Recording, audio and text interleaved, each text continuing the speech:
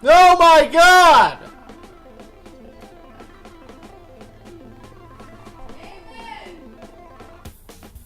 Thoughts and prayers.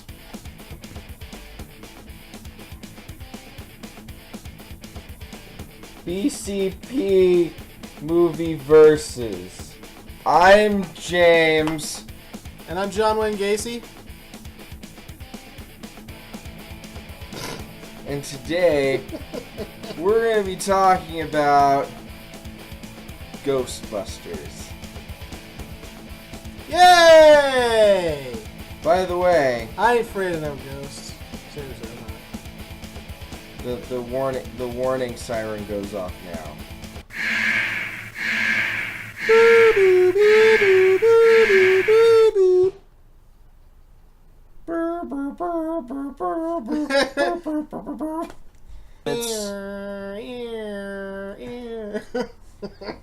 Today we're going to be talking about different elements that make the story the story. Make the movie the movie. And we're going to take points back and forth between and talk about essentially which movie, well... For the record, that weird-ass random sound that isn't coming from my face is not me being a ventriloquist. It's some asshole outside our apartment. True story. Fixing water or something. She's Zombies. She's trying to give herself diabetes, guys. Eat flesh. So, today, Chris is going to be representing the original retro Ghostbusters, written and shot and produced in the 80s. And I have the Slock. It's not fair. It is what it is. Back in my day, we had Bill Murray! Well, we had Bill Murray and Aries, too, for all of 5 seconds. Talking about him as if he's dead, but he's not. So, yeah.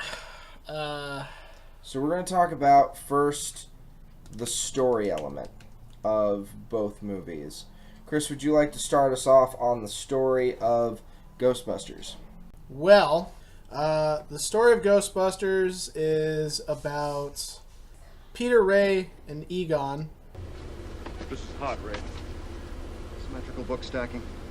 It's like the Philadelphia Master Evidence of 1947. You're right, no human being would stack books like this. And eventually Winston.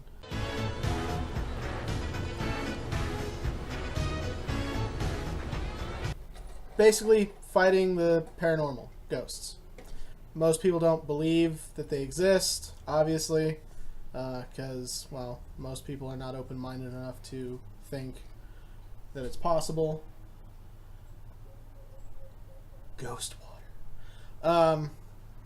And they end up, they're paranormal researchers, Egon, Peter, and Ray. Winston is literally just a guy looking for a job. If there's a steady paycheck in it, I'll believe anything you say. And he'll believe anything if you pay him. And that's actually something I'll explain later. But basically they go fighting ghosts. What they don't realize is that there's this old god, Zuul.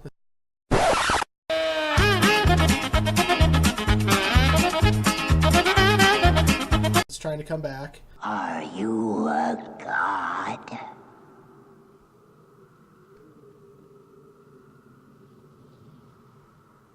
No. Then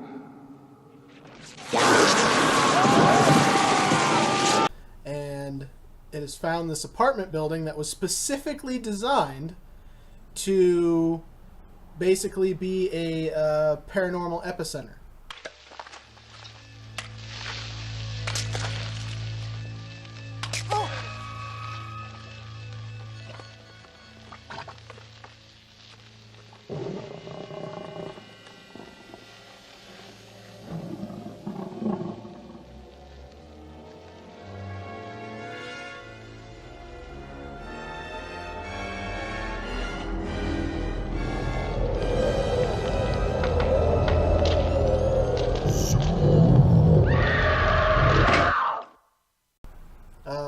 For ghost activity and stuff. So they have to go and fight Zuul, and they run into, problems along the way. They make friends with Slimer.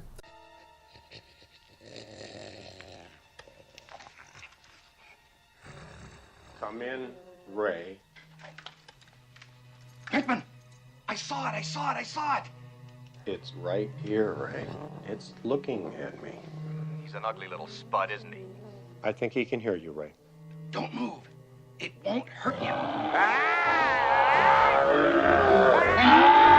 And then, but that's not till later. And then they fight the Stay Puft Marshmallow Man, which is awesome. It can't be. What did you do, Ray? Oh, shit.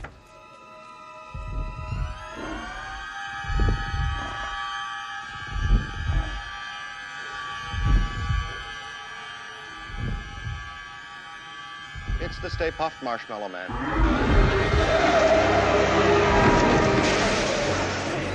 But that's pretty much, I'm paraphrasing, that's pretty much the story of the original Ghostbusters. What's the story of the Schlocked? Ghostbusters 2016 hangs in that you have two scientists. Hello? I've been waiting a long time. Has been a while, hasn't it? Hope you brought me more than one wonton. Excuse me? Oh.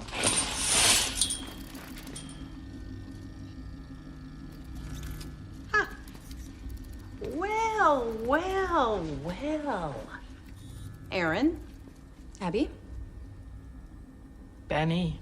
We have Scientist A that is supposed to represent our really hardcore factual person who's essentially trying to get her tenure in a college. No. No. Oh, I'm gonna kill you, Abby. Oh. Hi. Oh, Dr. Fillmore. Hello. Hi. You're set for the final review of your tenure case on Thursday. Great. But I saw that you had a recommendation letter from Dr. Brennan at Princeton. Their science department is really not what it used to be. And I would consider getting a referral from a more prestigious college. More prestigious than Princeton? Meets up with her old friend who essentially is trying to prove that ghosts are real. There is no experimental backing for anything in that book, and it makes me look like a crazy person. God, are you kidding me? What? I got one wonton. I got a tub of soup, and I got one split wonton. Look at that, just floating there.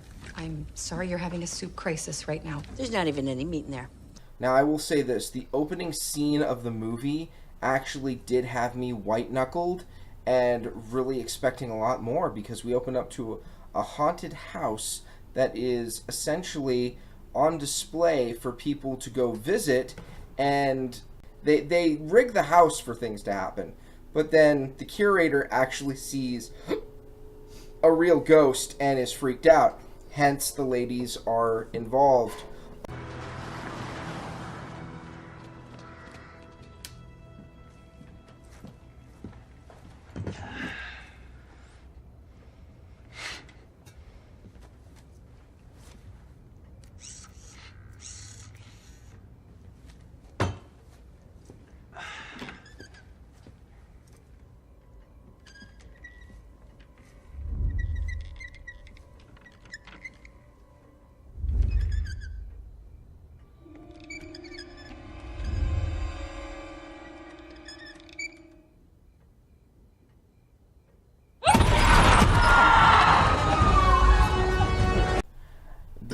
They take this job.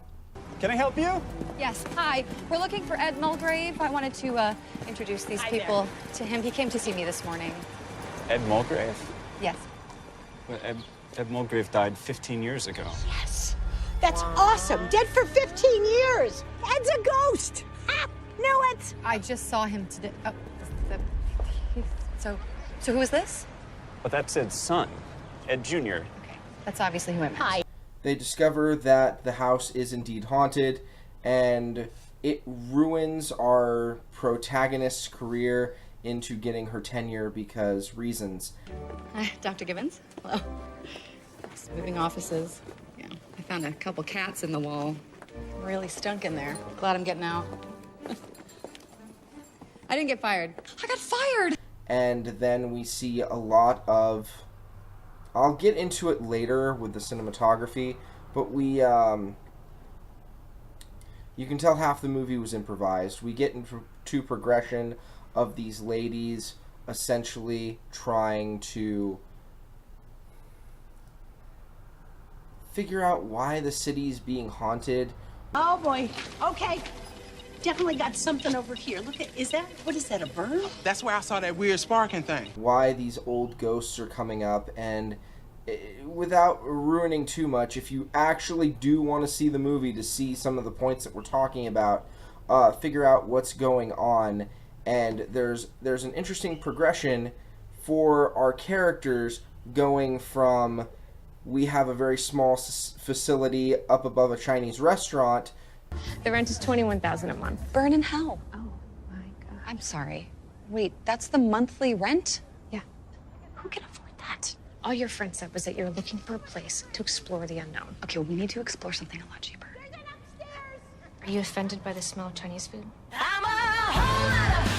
To, we now have proton packs. Based on the results of the subway field test, the one where Yumura was killed, remember? I remember. To, we're busting ghosts on a regular. Something strange in the neighborhood.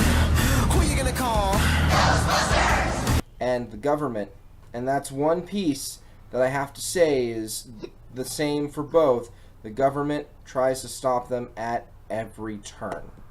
Now, I want to talk about story versus story really quick, and how the 2016 story felt like it was more held together by a thread and really trying to thrive off the improvisation of these actresses, which in their own right are great comedians. I just don't think they were handed very good material. I'll be very honest. So I kind of feel like the 1980s Ghostbusters was written the way I would write a D&D campaign, where you got a beginning, a middle, and a loose ending, and then everything else is kind of player driven from there. I kind of get the feeling that that was how the story played out. It had a lot of carefree moments. You had your beginning where, you know, Ray, Peter, and Egon, you know, they're struggling to get their whole thing going, and then later on Winston joins them and whatnot, and then you got your middle where they start picking up speed, and, you know, Peter has a love interest that he's trying to get with, and, you know, she ends up getting drug into this whole thing, and then you got your loose ending where they actually fight, and, you know, they save the day. But it really had a carefree element, in my opinion. It felt that way to me. Had a carefree element throughout the entire story, and that's due to the actors portraying the characters, and I'll get into that when we get to that portion. But altogether, I think the story wasn't thread and duct tape holding it together. It was a combination of good script writing, good ad-libbing, and letting the director and actors working together in a pretty good way to make the story hold together in a way that kept you entertained, but at the edge of your seat. Wanting to know, oh, what are they going to do next? That's the feeling I got. So now we're going to talk about the special effects. Chris, for 1980. Honestly, I liked them. They're kind of hokey. Obviously, it's the 80s. Right, boys. Ready? Throw it!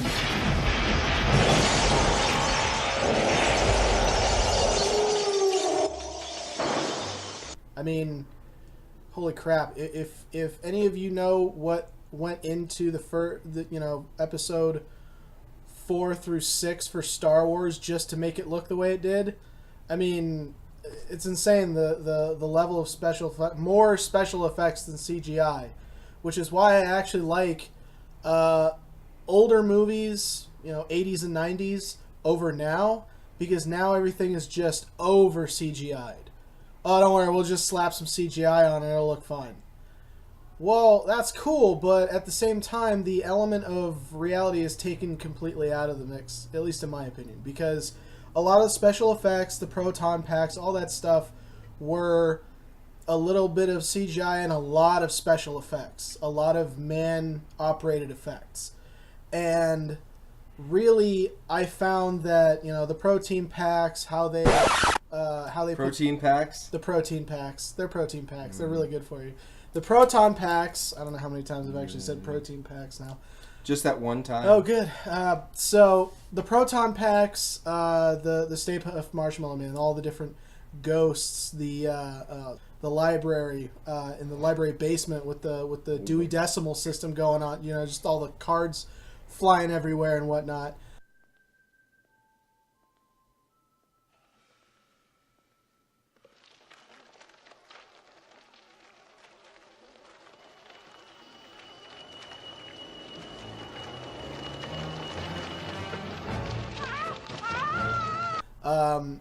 All of those things kind of made the movie feel a little more realistic, more possible to me. Whereas, oh, it's CGI. That's cool. I can actually tell that that's CGI. Well, obviously, you can tell that some of the effects that they used involving CGI were obviously not real. You could tell that. But at the same time, you could also go, but that seems like it's possible. Like that. That's the feeling I got from it. That's the way I see it. But I think that the 1980s special effects were really good for Ghostbusters. I really enjoyed them. I really think that it kind of made the movie tie together a little better with using majorly special effects with a little bit of what we had for CGI at that time. So the special effects for 2016 obviously are far upgraded from anything that could have been produced in the 80s. However, I have to say this. Chris kind of hit the nail right on the head. Things can be over CGI'd. I lost interest in the film after the first 15 minutes. And it was because the story was hanging by a thread, but the CG was, I will say, really... Okay, all the ghosts look like really weird neon people in a circus. Welcome to the glory days of New York City. Have fun!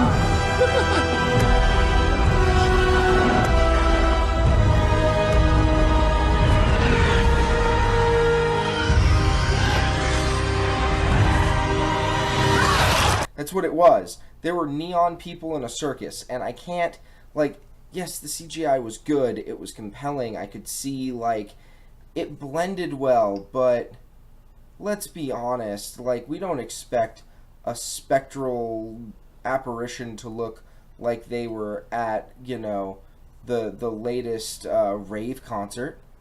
We don't, and that's what they looked like. Constantly being hit with a black light? Dude!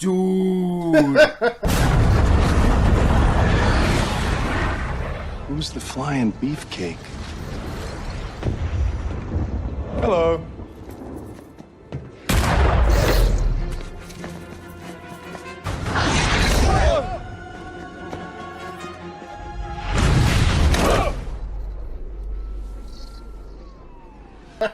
It was so terrible. Like, the special effects worked because 2016, but I mean, that you gotta have more than that. I want to add a little something to my end here, if I can. Mm-hmm.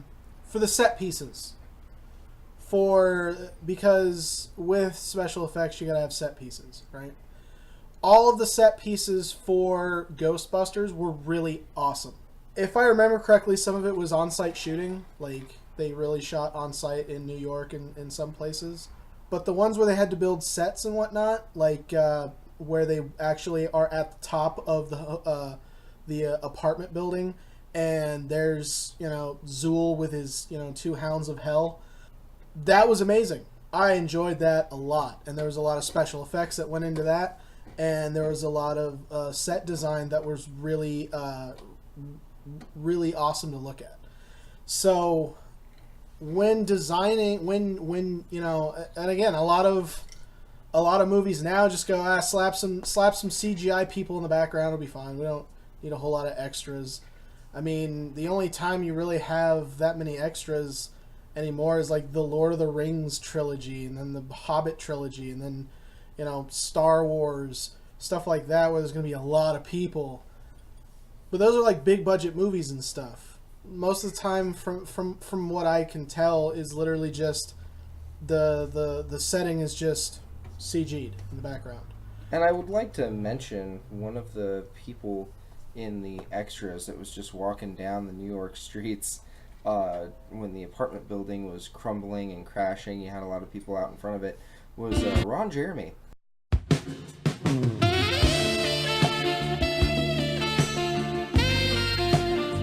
Yeah. Oh man, you had to like really like. Look, is that his pants are on? I can't tell. Is that Ron Jeremy? Like that guy. That guy's funny. He randomly appears in movies apparently. He does. But no, and that's the other thing. It's like I could some of the set pieces, the mechanics behind like the car that gets like raised up and then, you know, sinks into the ground because the you know, everything kind of brings it all together in the movie. The set pieces are really good, really well done, part of the special effects. And I can't talk about special effects without having to mention the set design because it's important. So I really enjoyed that, and I think, in my opinion, set design back then is superior to what it is now.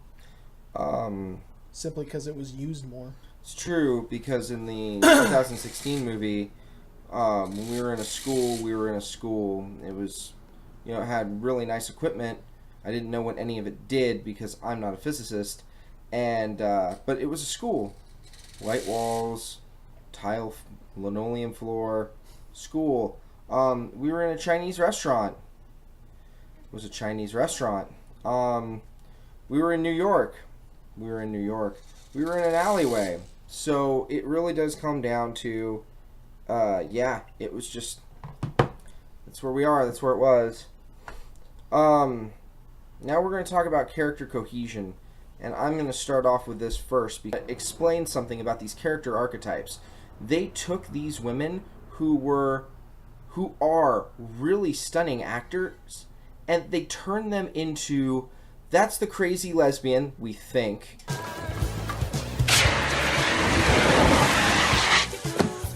Thank you.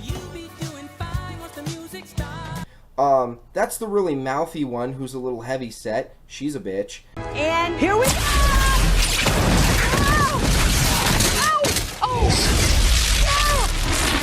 That's the, oh look, she's so far up her own ass, we can't even tell.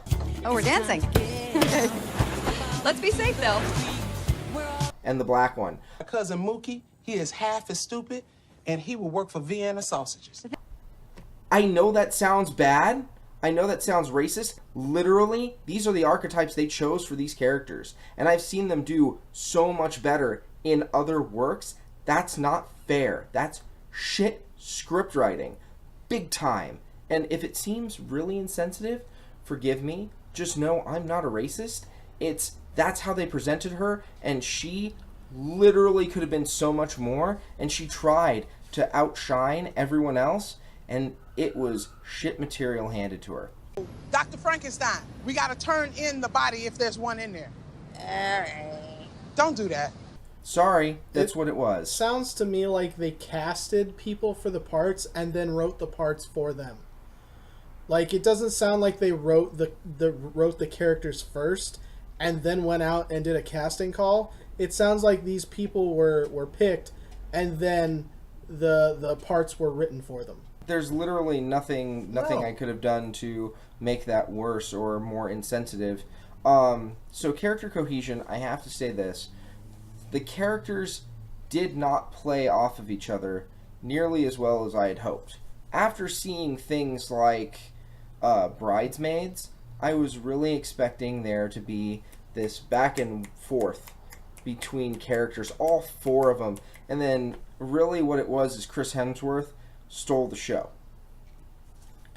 It's Thor. What are you gonna do? and it's because he played the big tall, muscular idiot. You see her now? Thanks. No worries. Can we stereotype any harder for this movie? See, the thing is, and I was going to get... Blonde. Big, tall, muscular, blonde idiot. Mm-hmm. So, I Couldn't even get a redhead. I want Seriously. to... So, with character cohesion, with the characters, first off, I have to say that about 10% of the time, the characters worked. And I mean that 10% of the time, about 90% of the time, they didn't work at all. And the thing is, and I have to kind of go a little bit into cinematography here when I talk about the characters, because the first movie, and this is kind of more your shtick, but the first movie that they were trying to play off of, you said it perfectly.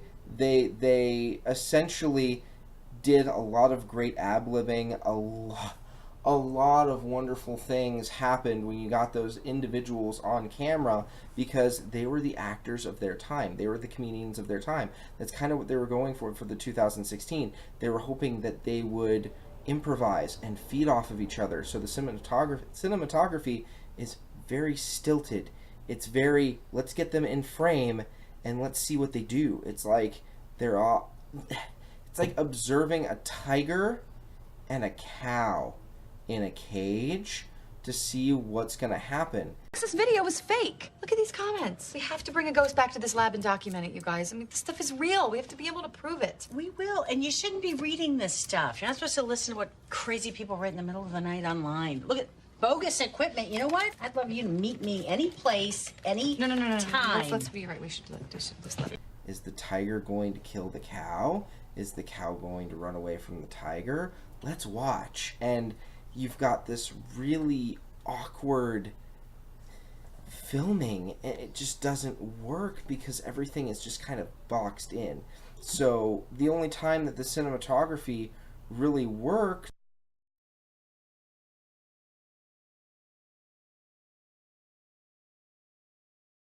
was at the end.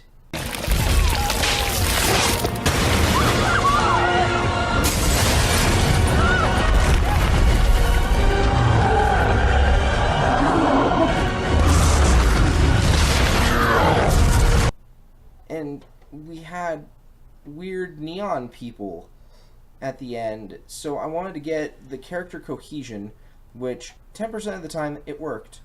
It really did, and they did feed off of each other, but it's only when Chris Hemsworth was in frame. And I think it was because he brought a little bit of levity to the story that he shouldn't have brought to the story because it was about these girls. And when and if there is a sequel, I want to see better out of it. I want to see more out of it because I'm really hoping there is a sequel.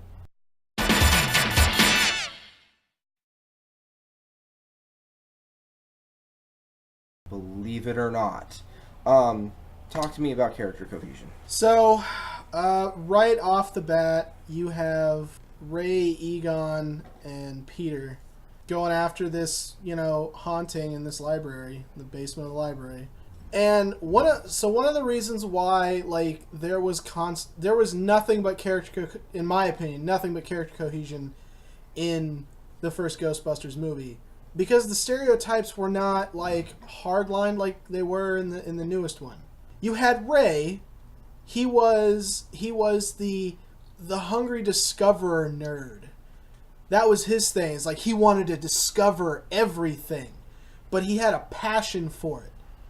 Egon, he was the coldly logical, kind of robotic nerd. He was the guy who was literally he was Spock, essentially. A little bit of comedy on the side, A prime example, when, the nerdy receptionist lady, what are you into? He's like, I collect spores, molds, and funguses. Oh, that's very fascinating to me. I read a lot myself. Some people think I'm too intellectual, but I think it's a fabulous way to spend your spare time. I also play racquetball. Do you have any hobbies? I collect spores, molds, and fungus. Like that right there. I mean, he's robotic comedy. He's great, but that was his archetype. And then Peter was Bill Murray. I'm not gonna lie, it was Bill Murray as Bill Murray in Bill Murray. You will have saved the lives of millions of registered voters.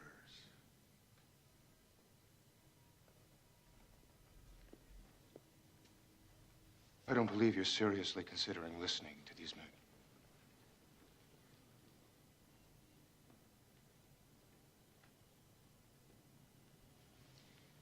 Get him out of here. Bye. I'll fix you, Venkman. I'm gonna fix you. I'm gonna get you a nice fruit basket. I'm gonna miss him. Like, and that's exactly what they wanted him for. Because that's what you just let Bill Murray do what he's going to do. You give him a loose premise of what you want him to do, and he just goes off and does his thing. But Peter Venkman was the character that was, he was the lazy scientist. He was the guy that chose to get a PhD in paranormal psychology? Like... Parapsychology, yeah. I'm gonna turn over the next car. I want you to concentrate. I want you to tell me what you think it is. Yeah, he's the lazy degree, so he could, like, get all the grant money for, like, trying to find, psychics, and stuff like that. He was the lazy guy. He knew the stuff was real, he was just a clown. Like, that was his thing. But all of that worked together, and you had a constant playing off of one another, because, Harold Ramis, Dan Aykroyd... I can never remember the guy that played Winston. I can never remember his name. I know. It always escapes me. And then Bill Murray. They're all really awesome actors. They're really good at comedy. They're really good in general. They're just awesome. And those actors brought themselves with a little bit of the character mixed in to the story and made it work. And that's why the 2016, I was a little disappointed because I feel like the cast was brought in to do the exact thing. The exact same thing that they did back in the 1980s. Hey, so these guys were really funny. You guys are really funny. They're great at improvising. We know that you're great with improvising. We're going to give you a subject that you're not really too familiar with. Go. There is one character that I have not mentioned, and I'm going to mention it now. Two. I think you just reminded me of one. Sigourney Weaver. Okay, yes. Boom! Star power. Just instantaneous. You add her to anything, it gets a little bit better. Sigourney Weaver. True story. Her character, the only tolerable thing in Avatar, actually. Her character in that movie softened a lot of the hard edges within the movie. Her character gave a little bit of focus to the movie. It added a love interest, which every movie in the 80s had to have, obviously. But it gave a believable love interest. A serious and concerned yet, compassionate human being. Like, she was a believable character, and the actress they got to play her was fantastic. And again, character cohesion within the movie between her and the rest of the cast. But then you have to talk about our Rick Moranis that represented the audience. Oh, Rick Moranis. Oh man, the guy who's always late to the party or getting locked out of the party in this case. In his own apartment. In his locked out of his own apartment. He is the nerdy accountant guy, and he's always getting left behind. Always, nipping at Sigourney Weaver's character's heels because he's got a thing for her. Never stops talking. But he is a lovable character. Oh, Dan, it's you. Oh, hi. Yes, Lewis, it's me. I thought it was a drugstore. Oh, are you sick? Oh, no, I'm fine. I feel great. Just ordered some more vitamins and stuff. I was just exercising. I taped 20-minute workout on my machine and played it back at high speed, so it only took 10 minutes. I got a great workout. Good. You want to come in for a mineral water or something? Oh, I'd really like to, Lewis, but I have to go to rehearsal now. Excuse me. No sweat. I'll take a rain check on that. I always have plenty of low-sodium mineral water and other nutritious foods in the house, but you already know that. Yeah, I know that. Listen, that reminds me. I'm having a big party for all my clients. It's my 4th anniversary as an accountant, you know, and even though you do your own tax return, which you shouldn't do, I'd like you to stop by, being that you're my neighbor and all. Well, thank you, Luce. I'll really try to stop by. Listen, that reminds me, you shouldn't leave your TV on so loud when you go out. To creep down the hall, phone the manager. Oh, that's strange. I didn't realize I left it on. Oh, yeah, you know what I did? I climbed on the ledge and tried to disconnect the cable, but I couldn't get in. So, you know what I did? I turned up my TV real loud, too, so everyone would think that both our TVs had something wrong with it. Okay, so I'll see you later, huh? I'll give you a call.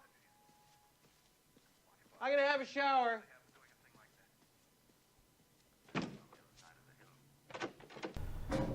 And he actually, because Rick Moranis is another great comedy actor, like Honey, I Shrunk the Kids was funny. Obviously Spaceballs, duh. Like he's a great comedy actor. And his character meshes well with the other characters. Like all the character script writing in general was just really well done, and then the cast was just, it was perfectly casted, at least in my opinion. You have these characters that really combine together very well. You have them all on one screen in some cases, and it's just dynamite. And even when they're not all together, you feel that, oh man, they're all gonna connect, and you feel that, and it's really good. I like the cohesion, and I like the actor choice for each of the characters.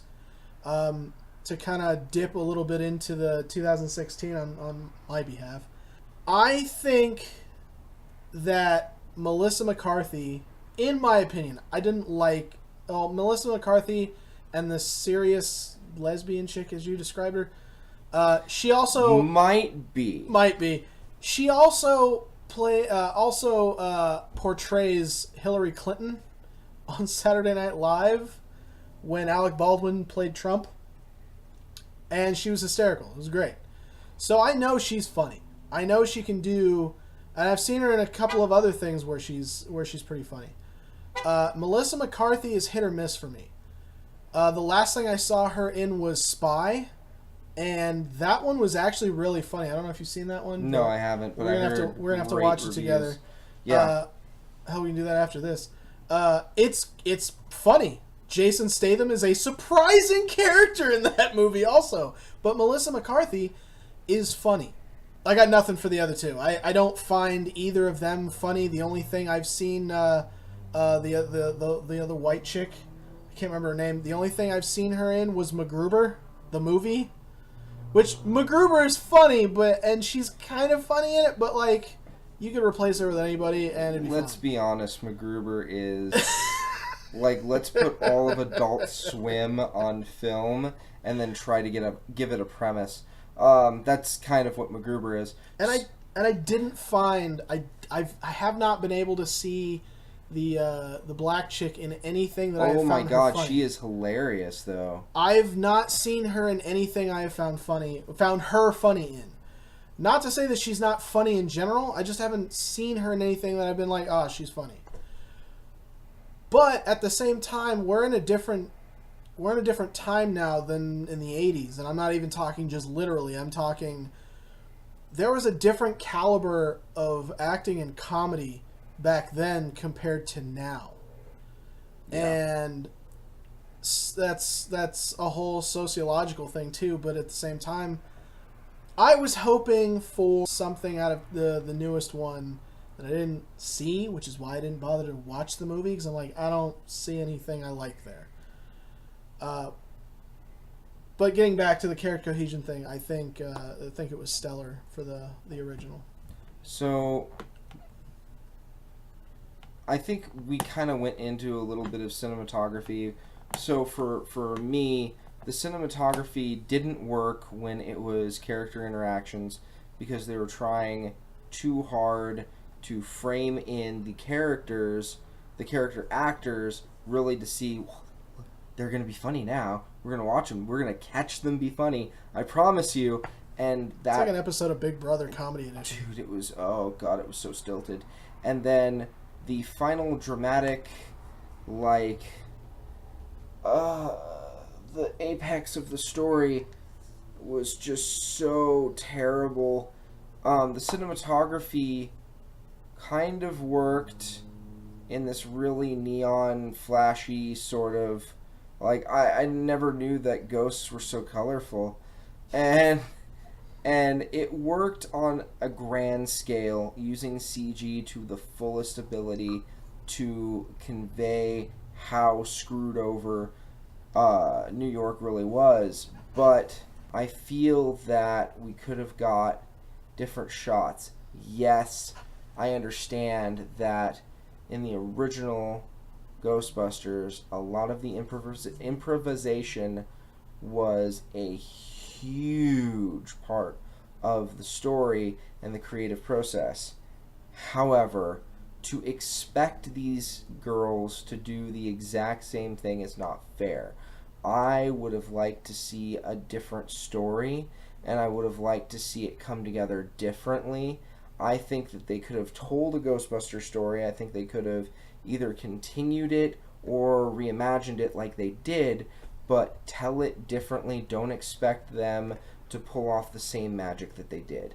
So the cinematography works, but it's literally passed over simply because of everything else that was crap. Unfortunate. Cinematography for the first Ghostbusters movie, I think, was good. I think they did their put their shots in the right place. They filmed in the right places, and ultimately, I think that the movie really was about the characters as much as it was about ghosts and, you know, the big bad guy. And I think that they managed to capture everything very well.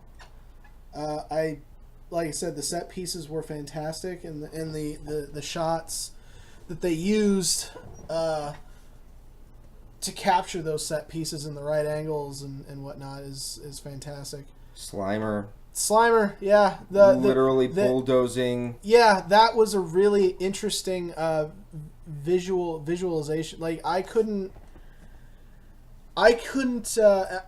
actually recently went to Universal Studios, actually in June. I went to Universal Studios in June with my girlfriend, Tawny, and we sat there. One of the things at Universal Studios is they basically tell you how certain effects work and stuff like that. They have this show that they put on, and I would like to see how they pulled off, if it's an editing trick or what, how they pulled off Slimer just, like, you know, passing through Venkman while simultaneously leaving behind a ghostly snail trail, if you will.